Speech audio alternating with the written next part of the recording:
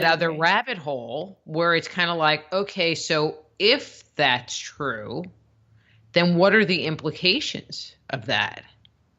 And that's a rabbit hole I don't really want to go down, even though I know it's a possibility. You can't say it's not true because it could be. It could be. I mean, because nobody is forthcoming with the information. The people that know the answers to questions are not forthcoming. And Mm-mm. so we don't know what we would be dealing with were something to actually, quote, show up on the White House lawn, end quote. But it's a little freaky to contemplate. Mm-hmm. And, I don't know. I think that we need to kind of get a handle on who's good, who's bad, probably just like us. There's some of each and everywhere. So Mm-hmm. I don't know. I just sit back and I look at this stuff, and I like mythology. I like Joseph Campbell. I'm I I'm trying to understand some of the things that I find in his library. I'm trying to learn. Well, I'm trying to learn just about everything right now, from electronics to alien species. But I'm so fascinated by the contemplation of people who have been here. And yes, that is my creaky chair. I apologize. But I am just so astounded that people just kind of don't even seem interested in having discussions about things of that nature. Mm-hmm. But yet But they then are there is a fascinated by whole your bit. work. But then there is a whole group that is interested. So, I mean, we just live in such a diverse, and I don't want to say divided, but divided society. And I feel like people that are open to looking at the possibilities, um, seem to end up in the same place. Mm-hmm. Yes. And then there's this whole other group that they just want to stay in the box because the box is easier or safer or, well, that's what somebody said, so it must be true. When I I read it give on the presentations, internet. yeah, It when must I be give true. presentations on myth, I like talking about myth as history, the possibility that myth is history, and how we've been brainwashed. So I'm going to ask you this question, but this is really to everyone listening. And so I'm Okay. going to ask a question, and I want you to just spurt out your first knee-jerk reaction. So I don't want any editing, just the first thing that comes to mind. Okay? So you have to be really kind of honest on this. Okay. Ready? Okay, who discovered America?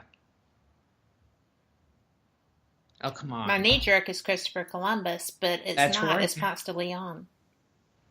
Well, he didn't even discover it. What about those stupid Vikings and those pesky Native Americans? Yes. My But my family. point, but my point being, the knee-jerk reaction, unless you've stepped outside of the box, is Christopher Columbus. Mm-hmm. And I'll ask that question, and every so often I'll have someone that will yell out a different answer, and I'm like, and you didn't think Columbus first, and I don't believe them. Well, I did think Columbus first, but then I thought, well, Ponce de Everybody Leon always was thinks here before Columbus. he was, and then Hmm. the people that walked over from Russia were, the indigenous. Hmm. So you're right. Yeah.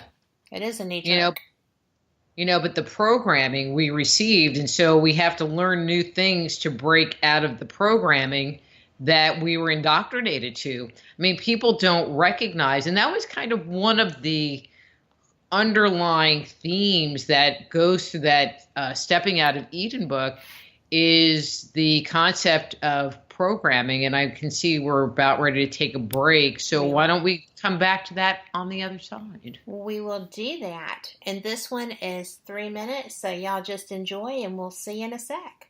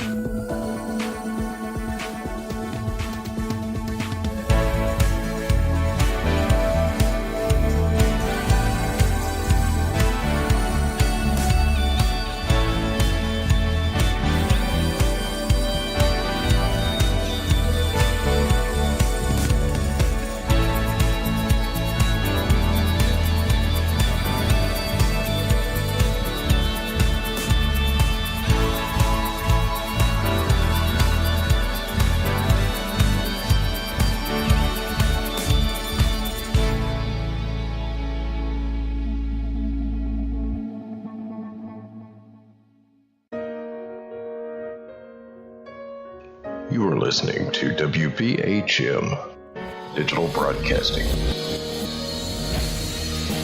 The best in paranormal talk radio.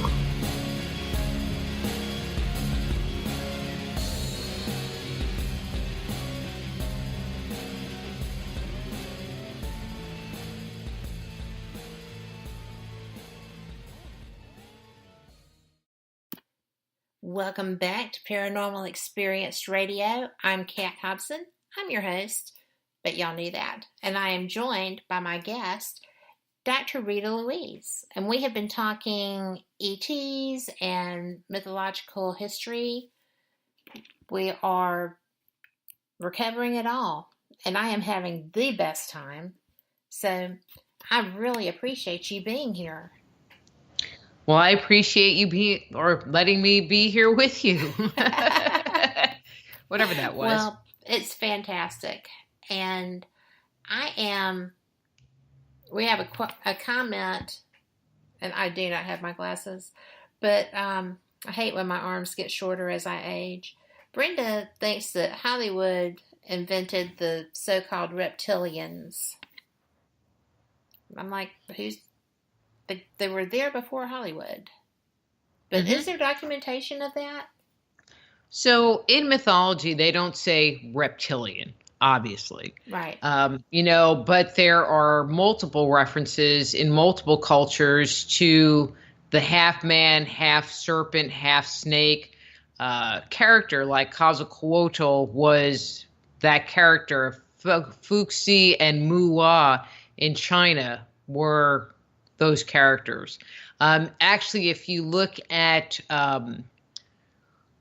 Michelangelo's picture of the Garden of Eden, the Tempting of Eve, I think is the name of it, and there's the snake in the tree, but the snake has the upper body of a human and a serpent tail.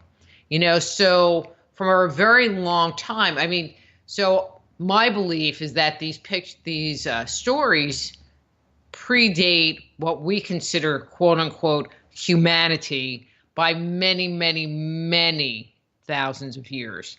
And that have been, because there are stories that they find in Australia that they trace back to 10,000 years ago.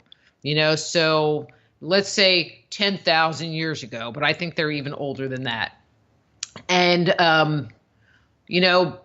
but they weren't really doing imagery. We find, the cave paintings, we find some very early carving. But as far as writing or as far as doing graphic representations of pictures of things, that really doesn't come in until much later. And so when this half man, half snake is represented in art, it is depicted with the kind of like a centaur, with the upper body of a man and the bottom of a snake, where a centaur is the upper body of a man with the hindquarters of a horse, or the body of a horse. But what if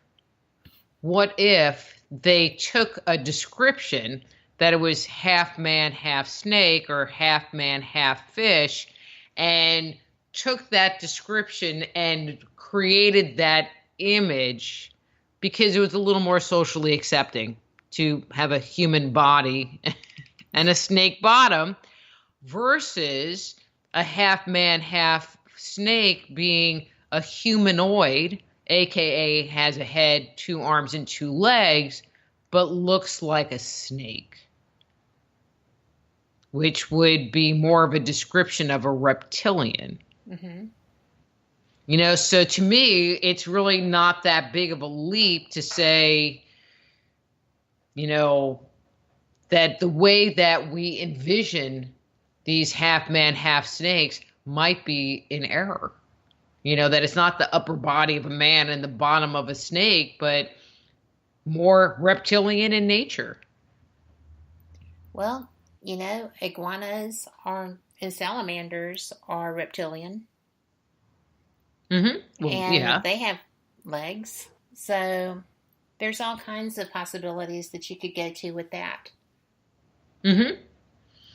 So it's just not that far flung, and there are some people that theorize that, they're tied to the evolution of dinosaurs, back in the day, that either they were dinosaurs that developed further, and became cognizant, or that they were a race of beings that actually promoted the evolution of animals to include the dinosaurs because they created them in their image, where we're created in the sky god's image.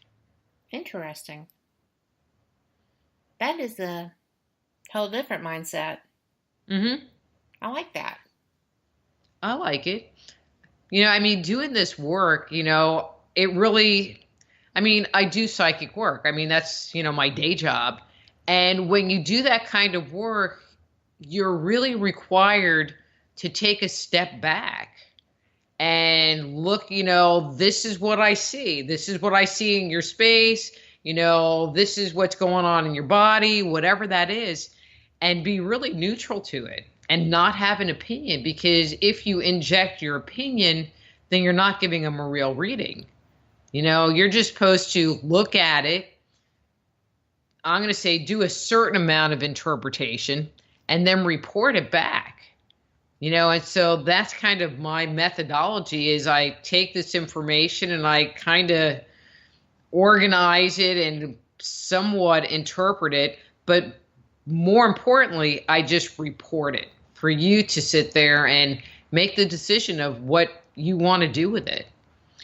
I joke around and go, I'm one of those people that like reading those really dry and dusty books that are in most people's libraries that haven't seen the light of day.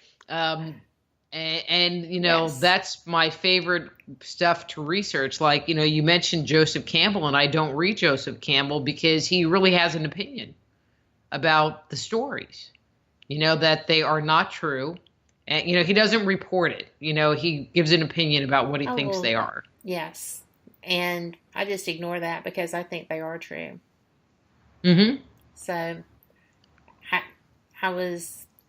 I met the gentleman, Jonathan, who's the curator of that library.